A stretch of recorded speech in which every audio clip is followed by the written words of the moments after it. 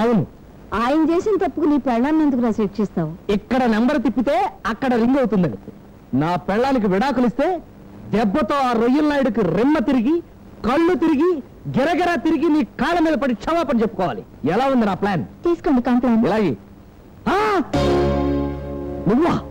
నువ్వు ఇక్కడికి ఎలా వచ్చావు? నడిచి. కుక్కేవలే పేను. నడిచి కాకపోతే పాక్కుంటూ వస్తుందా? నువ్వు నోర్మై. అమ్మా, దీన్ని ఎక్కడికి ఎందుకు రాంచావు?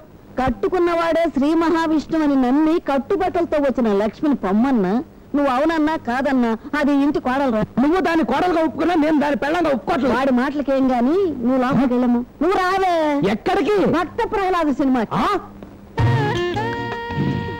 రండి, పక్క ఎక్కడ వేసుకుందా? లోపల బయట?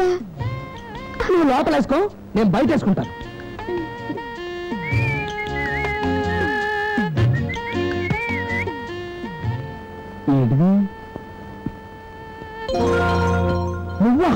నువ్విక్కడికి వచ్చేసేంటి?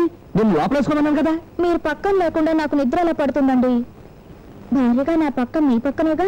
టెంక మీద పీచేం కాదు. జాకెట్. మీరు నాతో కాపురం చేసేదాకా జాకెట్ వేసుకొని శపథం చేశాను. దోపేవులే కుచ్చిళ్ళు. నన్ను వల్ల వేసుకోవడానికి నువ్వేం మేనకవు కాదు. సొల్లు ఖర్చుకోవడానికి నేనేం బ్రహ్మర్షి విశ్వామిత్రం కాదు, శిశింద్రి చిట్టిబాబుని. అంచేత మర్యాదగా లోపలికి వెళ్ళి జాకెట్ వేసుకో. తాపం ఎక్కువైపోయిందనుకో తలారా చన్నీళ్ళు పోసుకో.